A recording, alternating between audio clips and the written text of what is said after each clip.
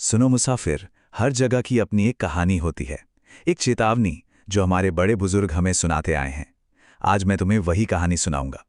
सिर्फ डराने के लिए नहीं, बल्कि ये समझाने के लिए कि ऐसी कहानियां बनती क्यों हैं। और हमारी कहानी शुरू होती है एक तूफानी रात से। देखो, हर डरावनी कहानी में सबसे पहले होती है एक मना की हुई जगह। एक ऐसी जगह जिसके बारे में गांव वाले बस एक ही बात कहते हैं कि जो भी वहां गया वो कभी लौट कर नहीं आया। बस ये वो लकीर है जिसे कोई पार नहीं करना चाहता। और हमारी कहानी में वो मना की हुई जगह है वो रास्ता, जिसके आखिर में एक पुरानी टूटी फूटी बेकरी है। वो कोई मामूली इमारत नहीं है, वो एक जिंदा डर है जो वहां खड़ा है। तो चलो इस रामदयाल ब्रेड भंडार की कहानी से समझते हैं कि ये डर पैदा कैसे होता है। हर श्राप के पीछे ना एक कहानी होती है, और इस बेकरी की कहानी भूख और आग से लिखी गई है। एक अच्छी कहानी अपने भूत को भटकने की कोई ठोस वजह देती है। कहते हैं कि 40 साल पहले लगी उस आग ने रामदयाल का सिर्फ शरीर नहीं जलाया, उसकी रूह भी जला दी। अब वो सिर्फ एक आत्मा नहीं है, वो एक भूखी, कभी न मिटने वाली भूख है। अब भूत है ये बताने के लिए कुछ संकेत भी तो होने चाहिए। ऐसी चेतावनियां जिन्हें नजरअंदाज करना अपनी मौत को दावत देने जैसा है। कभी जले हुए आटे की तेज गंध, तो कभी इंसानों के कटने जैसी चीखें। ये सब कहानी के वो नियम हैं जो बताते हैं कि खतरा मजाक नहीं, असली है। और जहां नियम होते हैं वहां उन्हें तोड़ने वाला भी कोई ना कोई आ ही जाता है। हमारी कहानी में वो थे अंशुल और शिवानी, शहर से आए दो लोग जिनकी गाड़ी ठीक उसी बेकरी के सामने आकर खराब हो गई। उन्हें क्या पता था कि वो खुद कहानी का हिस्सा बनने जा रहे हैं। और यहीं पर होती है कहानी की सबसे बड़ी गलती। बाहर से आए आदमी गांव वालों की समझदारी का मजाक उड़ाता है। अंशुल ने अपने ताऊ की बातों को बस अंधविश्वास कहकर टाल दिया, और ऐसा करके उसने अनजाने में अपनी किस्मत का फैसला कर लिया। हर कहानी में एक ऐसा किरदार होता ही है जो खतरे को बुलावा देता है। चेतावनी के बाद आता है जानलेवा कौतूहल।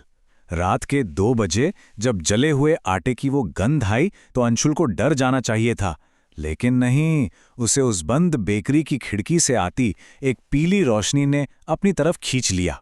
याद रखना मुसाफिर, ऐसी कहानियों में जिज्ञासा ज्ञान नहीं, मौत का रास्ता बनती है। और फिर अंशुल ने वो दहलीज पार कर ही ली जहां से कोई वापस नहीं आता। वो बेकरी के अंदर चला गया और कहानी अपने सबसे भयानक मोड़ पर आ पहुंची। अंदर से एक अजीब सी आवाज ने उसे पुकारा।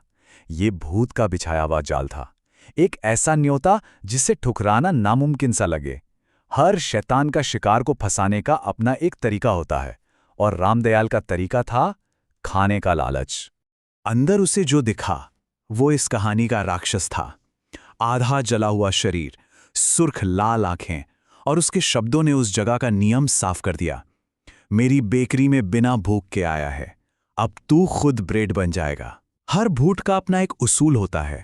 इस कहानी को जो बात सबसे खौफनाक बनाती है वो है उस भूत का तरीका।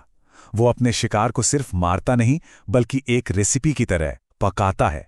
आटे से लपेटना, मसाले भरना और फिर खौलते हुए तेल की कढ़ाई में तल देना, ये तफसीलें ही कहानी सुनने वाले के जहन में हमेशा के लिए बैठ जाती हैं। यहाँ इंसान का सबसे बड़ा डर सामने आता है, अपनी पहचान खो देने का डर। अंशुल अब कोई पति या मुसाफिर नहीं था।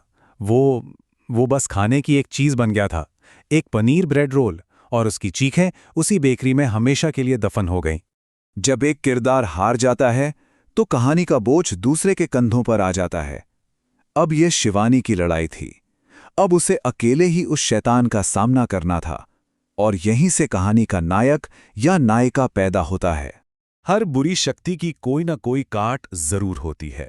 ऐसी कहानियों में वो अक्सर कोई पाक चीज होती है, जैसे यहां पर गंगा जल। ये उस उम्मीद की निशानी है कि बुराई चाहे कितनी भी ताकतवर क्यों ना हो, उसे हराया जा सकता है। और जैसे ही उम्मीद की कोई किरण दिखती है, कहानी एक नया मोड़ ले लेती है, धोखे का। जो इंसान मदद करता दिख रहा था, रघुवंशी, वो खुद उस भूत का साथी निकला।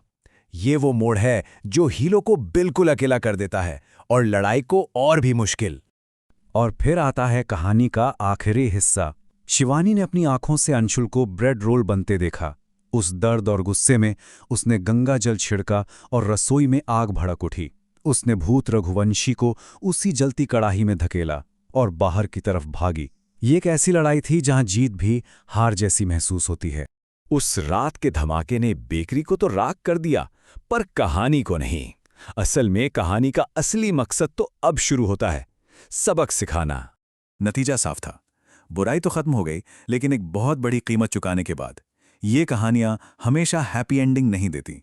अक्सर इनका अंत दुखद होता है, ताकि लोग इनकी चेतावनी को हल्के में न लें। शिवानी के ये आखिरी शब्द उसके निजी दुख को समाज के लिए एक चेतावनी बना देते हैं। उसकी कुर्बानी अब उस रास्ते से गुजरने वाले हर मुसाफिर के लिए एक सबक है। कहानी अब सिर्फ अंशुल और शिवानी की नहीं रही, ये हम सबकी है। आज उस जगह पर सिर्फ राख का ढेर है। खतरा खत्म हो चुका है, पर उससे भी बड़ा एक पहरेदार पैदा हो गया है, ये कहानी खुद। इन लोक कथाओं की असली ताकत यही होती है। ये इमारतों से ज्यादा मजबूत होती हैं और भूतों से ज्यादा जिंदा रहती हैं। तो अब तुम सिर्फ कहानी नहीं जानते, बल्कि ये भी जानते हो कि ये बनी कैसे है। अगली बार जब कोई ऐसी कहानी सुनो तो याद रखना, हर डरावने हिस्से का एक मकसद होता है। ये कहानियां सिर्फ डराने के लिए नहीं, बचाने के लिए सुनाई जाती हैं। सवाल बस इतना है कि क्या तुम सुनोगे?